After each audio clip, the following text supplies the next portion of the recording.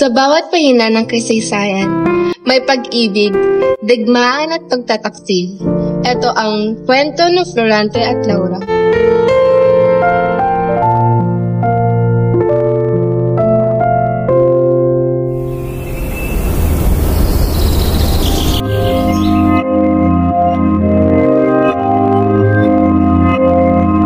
Nasaan na, Laura, ang iyong mga sumpa? Nasaan ang iyong pangako? Sa kang taksil!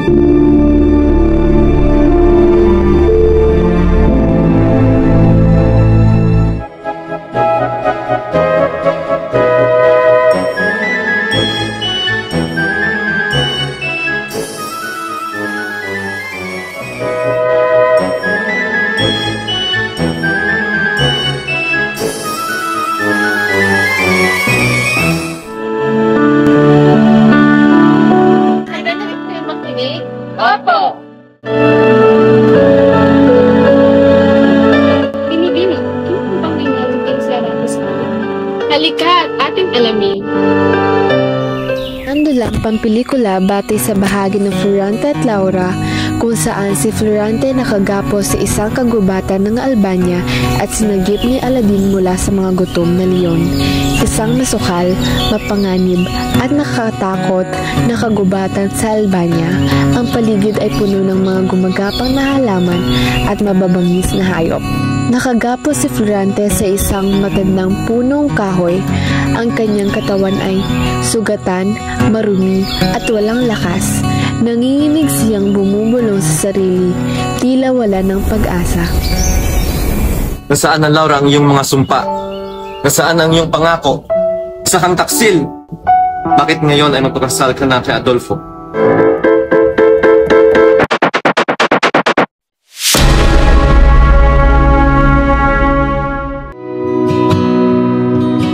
Lang na nung balik ang gunita ng binata, ang ilang bahagi ng lumipas. Darating ang iyong tanging hindi hiling.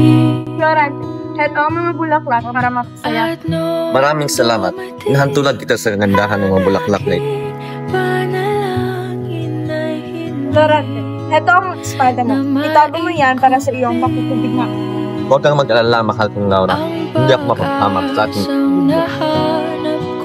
Nagsapuloman din ang gerero na insig ng taga-Persya ang dalawang leon na naturan. Umamo ang leon at umalis. Inilalayan ni Aladdin si Florante.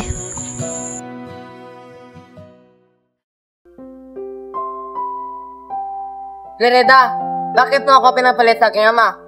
Sa dinami-dami pwedeng umagaw sa iyo, bakit ang aking ama pang ikinaga? Tapos na ang ating pagmamahalan. Ngunit patuloy na bumabatak ang bawat sandali kahit kapilit. Siguro nga at paalam na, pero mayroon kang iniwang puwang sa aking puso.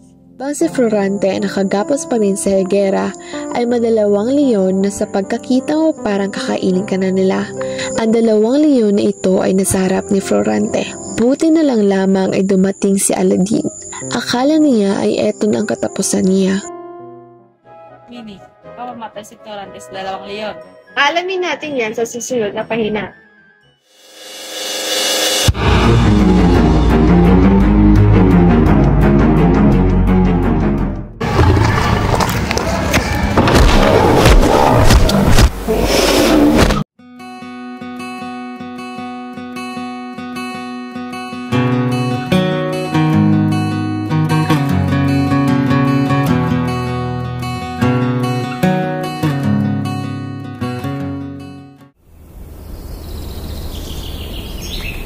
O Laura, giliw kong Laura.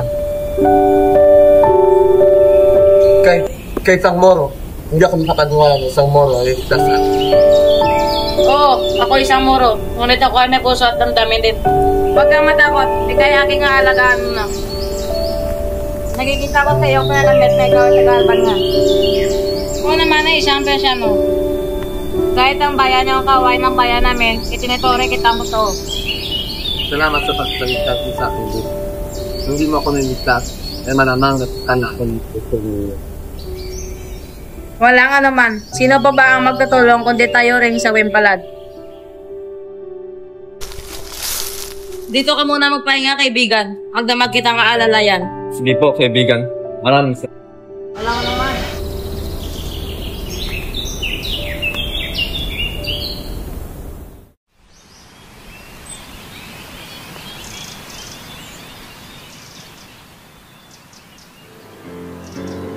Hindi ka nakatulog? Oo, para mabatayan kita sa kagubatan na ito. Marami kasing mababangis na hayop. Maraming salamat. Isa kang mabubuti, kaibigan. Paano ba kita mapatulungan? Magtiwala ka sa akin. Ikwento mo naman kung paano ka nagkaganito. Isinalaysay na niya ang kanyang buhay. Mas pa lamang si Florante ay ikunento ng kanyang ina na siya ay muntika ng madagit ng buwetre. Buti na lang lamang ay andiyan ang kanyang pinsan na si Menem. Florante, anak ko! Ako po bahala sa buwetre na yan. Mag-ingat ka, Menalipo. Opo, King Prinsesa.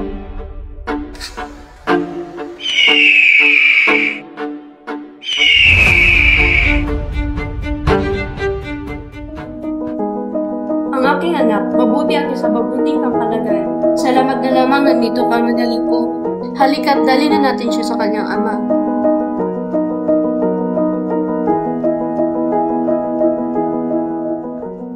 Labing isang taong gulang si Florante nang pumasok sa Atenas upang mag-aral kay Atenor. Isa sa kanyang kamag-aral ay si Adolfo, anak ni Conde Soleno na hinahangaan sa klase ngunit hindi naging malapit kay Florante.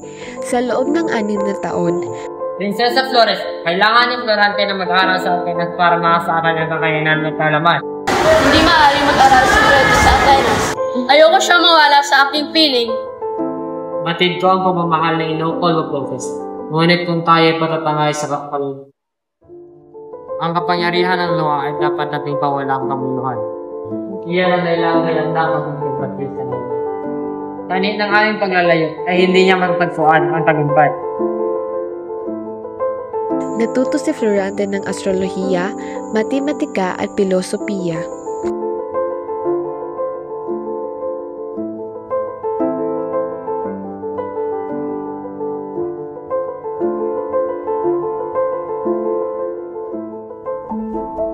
Pagkakaroon tayo ng katanghalang sa buwan ni Reyna de Costa, Florante, ikaw ang gagandang Billionaires. Hindi po,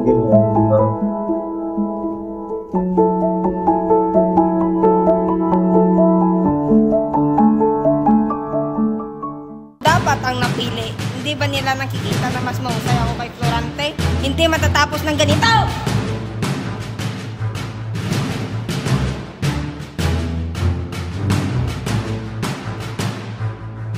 Bukas, matatapos ang lahat para kay Florante. Dumating ang araw ng pagtatanghal.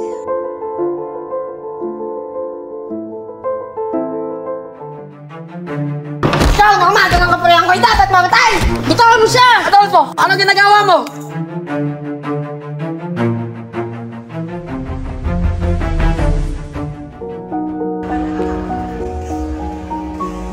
May sulat po galing kay Doc Prisio ng Albania para kay Florante. Ito po ang liham. Salamat.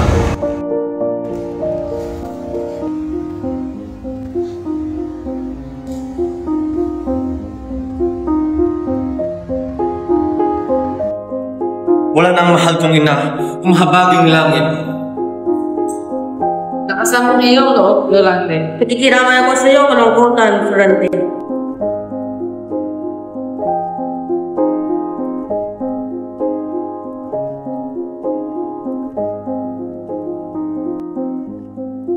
Napatingin sa malayo si Florante na wari ay natatanaw ang kanyang larawan ng kanyang ina. Di ba't sinabi ko sa iyo na ako'y babalik upang handugin ang aking tagumpay? Huwag malumbay, Florante. Hindi makatulong sa katawan mo ang kalungkutan. Salamat sa iyong pag-aalala, Fernando. Isa kang dakilang na kaibigan.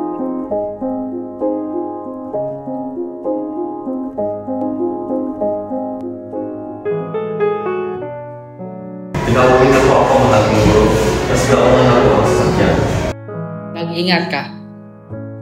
Salamat po sa iyong pagbinita, mahal ng guro. Hindi na hinintay ni Antenor na tanungin siya ng dalawa. Noon din ay pumayag na sumama si Menandro kay Florante. Ilang saglit pa sa daungan.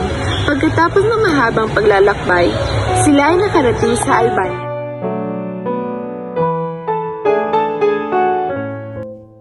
Duque Deseo, narito po ang inyong anak na si Florante. Ama po, hindi ko akalain na ganito kapait ang ating pagkikilang. Anak, sinubok tayo ng tadhana.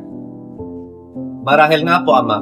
Meron po akong pakilala sa inyo. Siya po si Menandro, ang aking kaibigan. Ang aking kaliitan ay laging handa maglingkod sa inyo.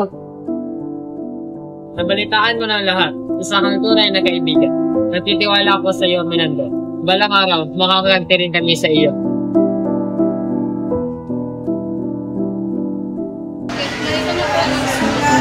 Galing ko po ako sa ulat ko na narinig sa'yo na siya pong nagsasabi na nandito po kayo. Naalis na po ako. Ano po sinabi, Ama? Ito'y galing sa iyong ninuno na siyang monarko ng Croton. Kailangan niya ng tulong ni Haring Nisei.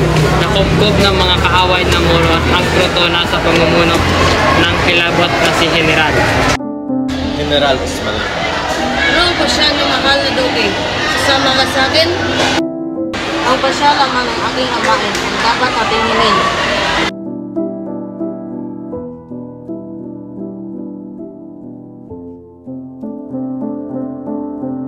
Mabuti na pa rin ka, Duque sa'yo. Ang Croton na ay nangangailangan ng ating tulong. Sino ba ito? Mahal, siya ang aking anak, si Florante. Kanatin niya lang mula sa atin at inihahandog ko siya upang maglingkod sa inyo.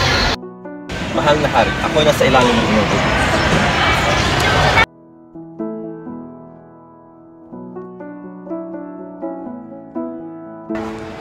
Narito po pala kayo, mahal na ma. Laura, anak ko. Napakaganda niya. Ano kaya itong nararamdaman ko? At ngayon, Kay kisig niyang binata, sino kaya siya? dyan ka na, di mapaliwanag ang nadarama. Anong hiwagang pagkakataon? Handa ko sa Hindi ko inakala makita kita muli, Laura. iba. Nalalaman ko ang iyong kalimutan, Florante. Ipinagbunusan mo pa rin ba ang iyong ina? Hindi yun ang dahilan, Laura. Ang tunay kong kalungkutan ay nagsimula nung makilala ko. Kung ganoon, ikanululungkot ko ang una nating pagkikita, Florante. Hindi mo ako maunawaan, Laura. Nalungkot ko'y dahil sa damdamin hindi ko may makayag. Ngunit sa pagkakataong ito, hindi mamatay ko kung hindi mo malaman. Umiibig kita, Laura. Hindi ko nais sa isang malungkot, Florante. Kay ligaya ko, sapat na iyong pagmamasa upang masabi kong akong pinakamapalad na tao sa daigdig. Pangako sa'yo na ika'y uunahin at hindi na itatanggi ang tadhanang nahanap ko sa iyong pagmamahal, ang dudulot sa pag-ibig natin na magtatagal. O Diyos na mahabagin, patnubayan mo po si Florante.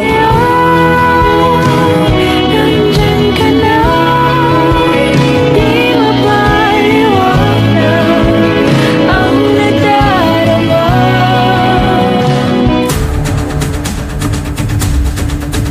Tumanda ka, Florante! Subukan mo kung kaya mo ako, General Ismael.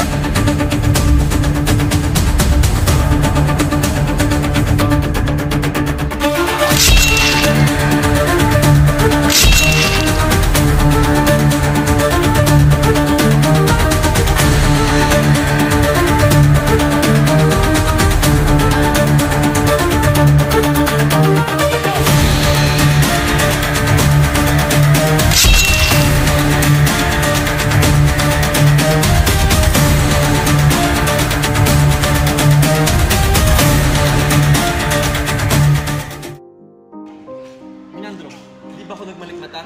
Mga tawat ng Moro ay nasa palasyo. Isangot nila ang Albania habang wala tayo. Ibabaing biyag, Florante. Diyos ko, si Laura.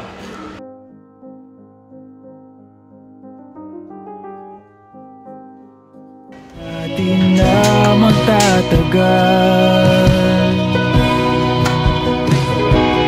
At ngayon, nandyan ka na. Florante, salamat at nailigtas mo ako. Ang aking ama, si Duque Eliseo, ay nakakulong. Huwag kang mag-alala, Laura. Salakayin namin ang palasyo. Tara, Minandro.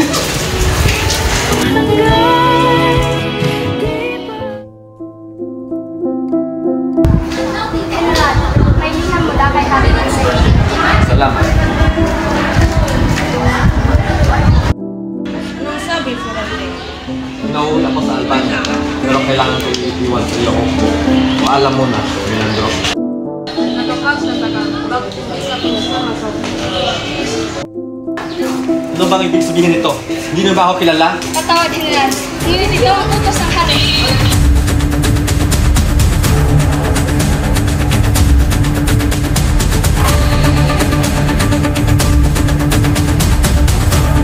Magandang gabi, inutil na General. Nagustuhan mo ba ang iyong bagong tahanan? Adolfo, paano mo nakuha ang corona yan? Kung saan ang aking ama? Pinugutan ko na sila. Hindi sila karapat-dapat mamuno. Taksil ka! Pakawalan mo ako. Babawiin ko ang Albania mula sa iyo.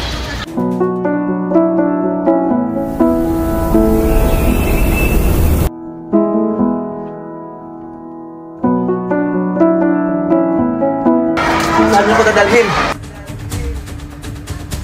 Ang hatol sa iyo ay igapo sa madilim na gubat.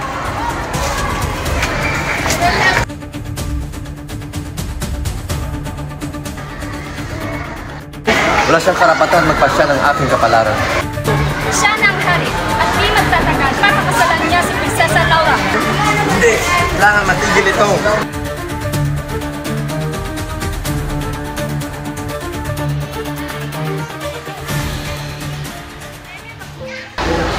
Diyos ko, bakit ganito kalupit ang aking kapalaran? Kay isang moro, hindi ako makapaniwala ng isang moro. Huwag kang matakot. Hindi kaya aking aalagaan mo na. Salamat sa pagkakalas sa akin.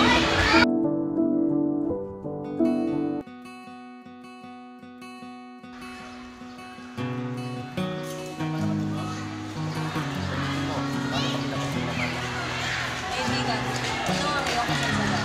Ako si Florante, makinig ka, salasan yung happy. Sa lahat ng mga laban na pinagdaanan ko, natalo ko rin si General Espada. Sinasabing pangalawa sa pinakamatapang kay Aladin. Huwag kang maniwala sa mga sabi-sabi. Ayon sa balita, walang kasing bangis si Aladin. Kung ganoon, tingnan mo ang ating kwento. Kalulugod ko ba yung Florante, ako ang Aladin na binabanggit nila. ikaw? Ako nga, tulad mo, isa rin akong sawi. Hindi ako makapaniwala. Nang bumalik ako sa gera, ikinulong ako ng aking ama. Pinakawala niya ako, ngunit hindi ako maaaring bumalik pa sa pensya. Kundi, napatayan niya ako. Ngayon, Laura, wala nang makakapigil sa akin. Bitawan mo mga hayop ka!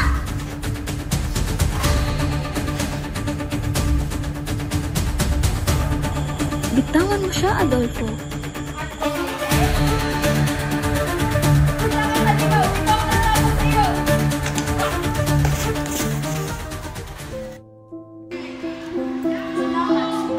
Ako si Mary. Maraming salamat kung hindi dahil sa iyo natuloy ng kasal ko sa halimaw na iyon.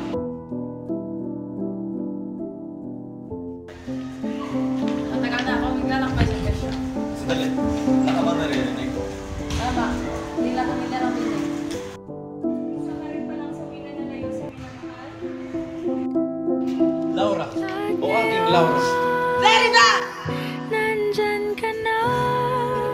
Florante! Aladin! Ang nadarama. Simula na kung saan ka, nagsimula magkagulo ang Albania. Anong nangyari, mahal kong Laura? Sa walang hanggan, diba? Teka, tila yabag na maraming kabayo ang tunog na iyon. Tama, nagsipagtubli tayo. Teka, hindi na pamilyar ang nangunguna. Si Minandro. Durante, hala ko di tayo magkikita. Salamat sa iyong pagdating, Minandro. Pagkaalis mo, isang sulat kay Laura ang aking natanggap. Doon ka nalaman ang pag-ibong ni Adolfo laban sa iyo. Hindi ako nag-aakasya ng panahon. Dinipon ko ang hukbo at sinalakay namin ang Albania. Naibasag namin ang mga tauhan ni Adolfo. Wala nang ligalig sa Albania.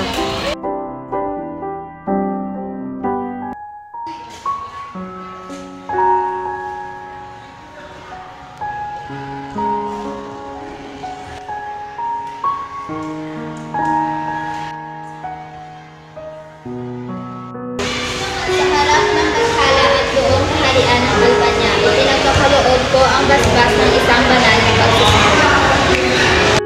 Mahal ko, ang ating pag-ibig ay nagtatagumpay laban sa lahat ng pagsubok. Ikaw ang aking walang sa buhay. Sabitan ng aking kapayagan, ipinakakaya ko kayong mag-asawa.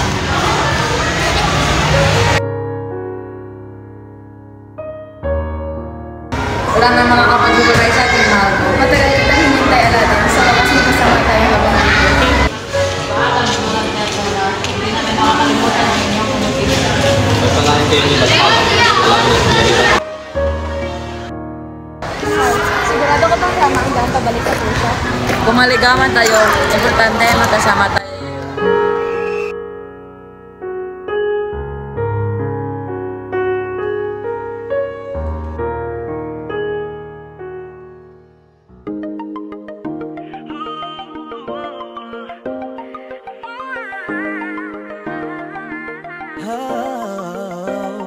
Dati-rati sabay pa nating pinangarap ang lahat. Umaawi pa sa hangin at amoy araw ang lahat.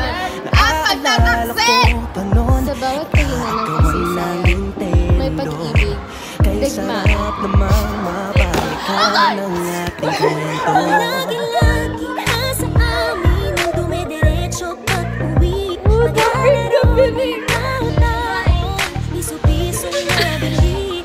Umakain sa nasabay kinakasal. Ay sarap namang mabalikan ang alaala. Hawak kasama mo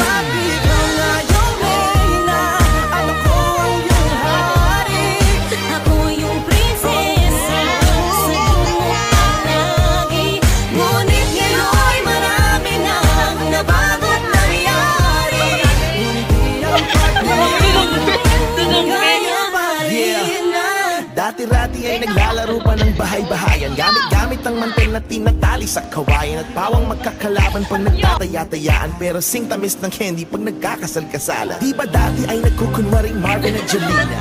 Minsan ay tambalang Mylene at Bojo Molina. Ang sarap siguro balikan ng mga ala-ala. Lalo na kung magkayakap mga bata't magkasama. Parang Hulyo at Hulya, lagi tayong magkasama. Di maghiwalay. Sabay tayong umiyak at umaagay. Ang kinakatok sa pagsapit ng umaga. Sana mabalik ang dati nating pagsasama. Joshua! Di ba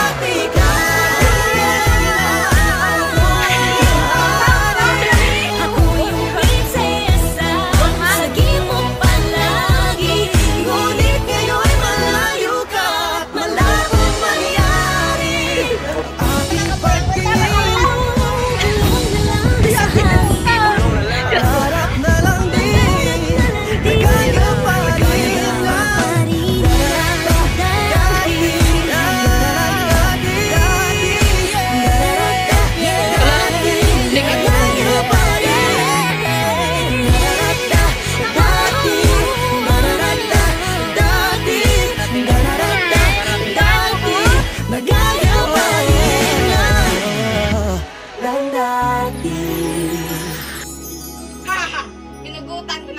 Hindi sila karapat-dapat mamuno. Alima. Simula sa simple na pasulyap-sulyap ang papapansin sa'yo. Saan mo kalima sa baba? Umabot sa mga mensahe, kinikilig. Kumusta ka na? Hindi sila karapat-dapat putang ina. Saan kang halimaw? Ito ang nararapat sa iyo. Ingat ka pa, huwag kang masyadong naramdaman ng puso na dapat ulog sa'yo. Sa kada araw natin na pag-uusap, meron naman ako. Sinali, wala ka bang narinig? Hindi ko na alam kung ano ang patutunguhan. Ang hiling ko lang naman na itong naramdaman. Laura, o aking Laura. Laura, o aking Laura. Lerida! Oh my God. May saltuwa.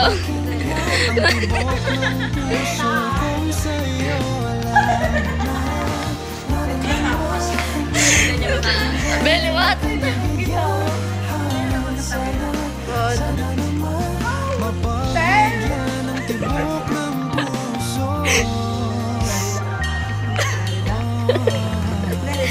Gago kayo. Ngunit biglang katahimikan, wala namang matanda ka nasabi ka sakali kay aking nasaktan. Bigla na lamang ika'y di nagparamdam. Ako ba'y Belly, what? nagsawaan na may ginagawa lang? Laura, o aking Laura. Lerida. Sabihin ng totoo upang di na malito sa kabalugan. Dahil di ko na alam kung anong patutunguhan. Ang hiling ko lang naman na itong naramdaman. Durante, ako ang alagi na pinabanggit nila. Ikaw? Ako nga. Mapabigyan ka na at Hindi na ako bumalik. ng puso kung sa'yo lang. Carpel. Tits. Tutugon ka na. ng puso.